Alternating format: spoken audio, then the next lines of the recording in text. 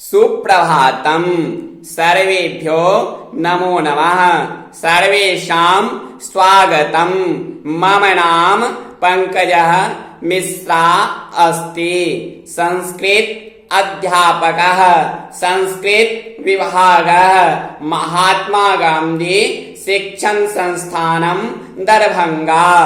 अद्य अहं भवतां समक्षे कक्षा सप्तम विषयः संस्कृतम् प्रथमोऽध्यायः प्रकरणं वार्तालापः इति विषयमधिकृत्य पाठयितुम् उपस्थितोऽस्मि। छात्रों, इससे पहले मैंने पाठ पढ़ा करके समझा दिए थे, एक एक करके शब्दार्थ बता दिए थे। मैं आशा करता हूं आप लोग समझ गए होंगे। अर्थात किसी को भी कहीं से भी यदि समस्या उत्पन्न होती है तो आप कमेंट बॉक्स में कमेंट करके बताएं। हम आप लोगों के लिए हमेशा तत्पर रहते हैं और किसी भी परिस्थिति में सदैव तात्पर्य रहेंगे। आज मैं जो पहला लेसन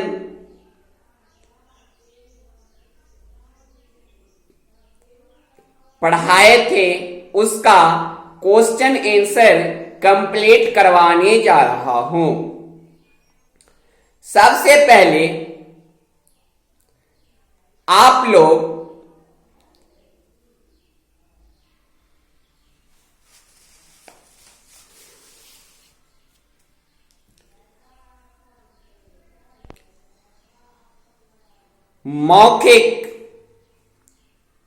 मौखिकम संस्कृत में कहते हैं मौखिकम, इंग्लिश में कहते हैं ऑरल।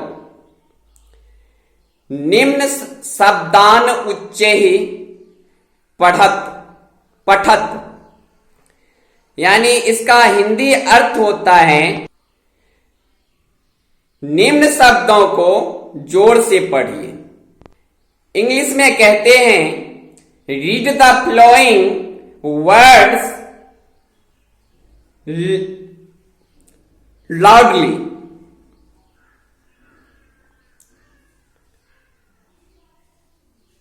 पहला है अभिवादनम, दूसरा है उत्थाय, तीसरा है पृच्छति, चौथा है उपस्थिता, पांचवा है पाठयामि, छठा है गणित विषयस्य, सातवां है विधाया, आठवां है योग सूत्रम, नववां है महर्षि, दसवां है पाणिने, एकादश यानी 11 है रोगानाम, द्वादश 12वां है सक्षमः, त्रयोदश 13वां है सर्वश्रेष्ठः, चतुर्दश 14वां है मातुलस्य, पंचदश 15वां है केक कर्तनम। अब मैं सबसे पहले लिखितम है जिसको इंग्लिश में कहते हैं रिटेन। संस्कृत में लिखा हुआ है विकल्पेभ्यः उचितम उत्तरम चिनुत। हिंदी अर्थ हुआ इसका विकल्पों से उचित उत्तर चुनिए, जिसको हम इंग्लिश में कहते हैं choose the correct answer from the option. तो पहला है क्वेश्चन महर्षि पाणिने शिष्यः कः अस्ति? तो ऑप्शन में दिया है रामदेवः, दूसरा दिया है चरकः, तीसरा दिया है पतंजलि। तो हमें पतंजलि को चुनना है क्योंकि राइट आंसर पतंजलि है। दूसरा है क्वेश्चन, योगेन केशाम नाशः भवति, अर्थात कहने का अर्थ है योग से किसका नाश होता है? तो ऑप्शन में दिया है फलानाम, रोगानाम, कंदुकानाम। तो हमें राइट आंसर ढूंढना है रोगानाम, क्योंकि योग से रोगों की नाश होता है। तीसरा है का अस्मान निरोगम कर्तुम सक्षमः, कौन हम लोगों को अर्थात हम सबको निरोग करने के लिए सक्षम है? तो ऑप्शन में दिया है धनम, चिकित्सकः, योगः। तो इसका राइट आंसर योगा है।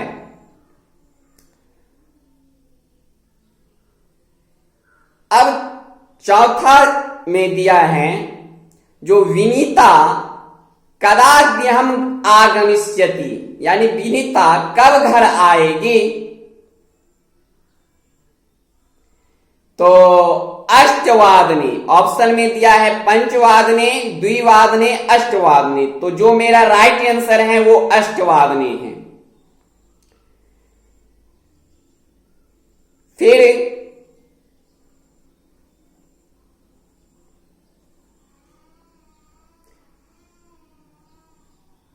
पांचवा है जो मातुलस्य गृहम् कागमिष्यति, मामा जी के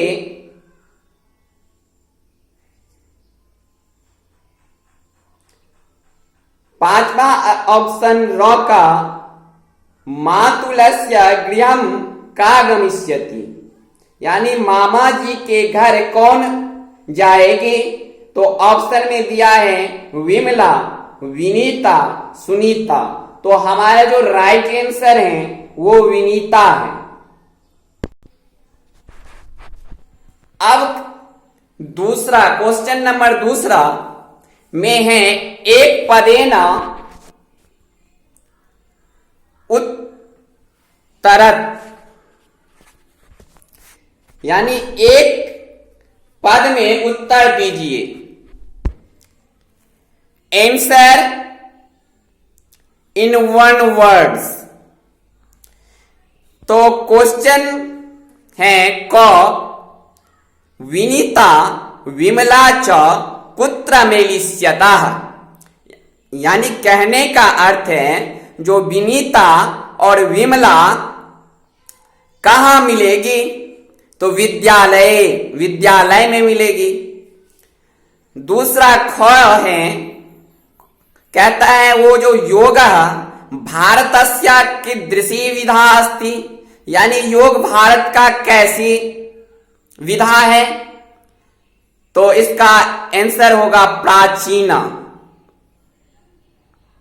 तीसरा गौ का है महर्षि पतंजलि पुस्तकस्य नाम किम अस्ति, यानी महर्षि पतंजलि के पुस्तक का नाम क्या है?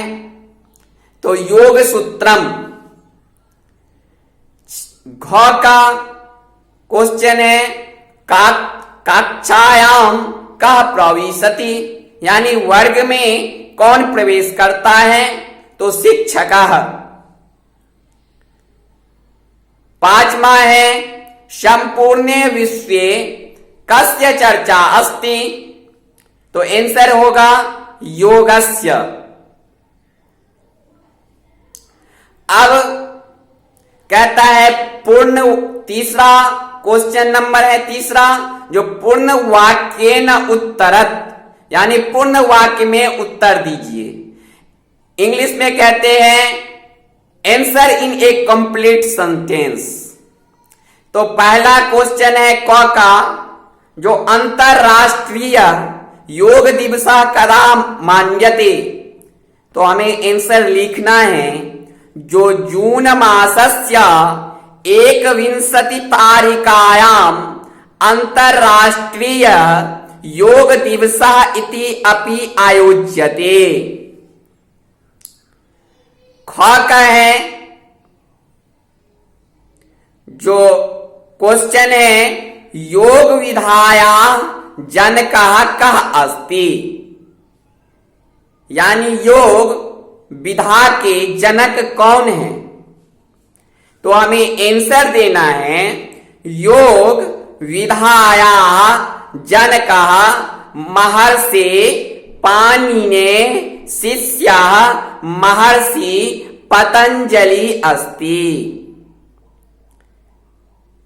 तीसरा है योगस्य महिमा कुत्र वर्णिता अस्ति, तो आंसर में देंगे योग सूत्रम इति अस्मिन् पुस्तके योगस्य महिमा वर्णिता अस्ति।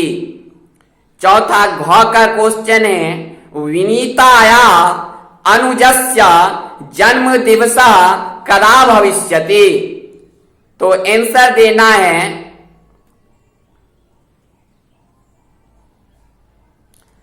स्वः अनुजस्य जन्म दिवस भविष्यति।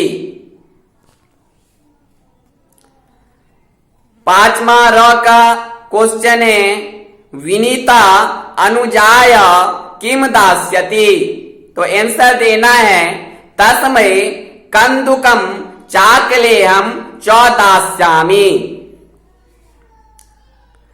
अब चौथा क्वेश्चन नंबर है जो निम्न तालिकाम पूर्यत, यानी निम्न तालिका को पूरा कीजिए।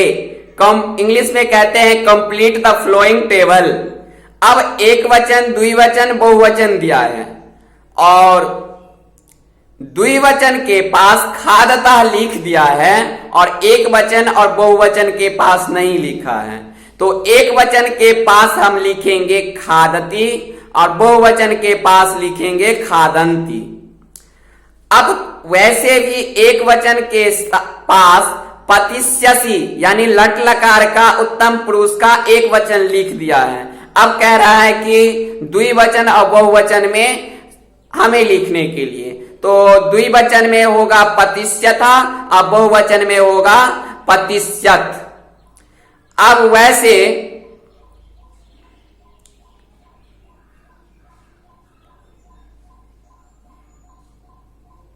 क्या किया है, तो रक्ष धातु का बहुवचन में रक्षामः लिख दिया है और एक वचन द्विवचन में नहीं लिखा है, तो उसको पूरा करना है रक्षामि रक्षावः। अब जैसे र है उसमें क्री धातु का द्विवचन लिख दिया है करिष्यथा और एक वचन बहुवचन नहीं लिखा है, तो उसको फिलअप करना है मुझे करिष्यसि करिष्यत। अब हस धातु का बहुवचन लिख दिया है और एक वचन द्विवचन नहीं लिखा है, तो चूंकि हसंती जो है वो अन्य पुरुष का बहुवचन है, तो मुझे अन्य पुरुष का एक वचन और द्विवचन लिखना है, तो हसती हसता।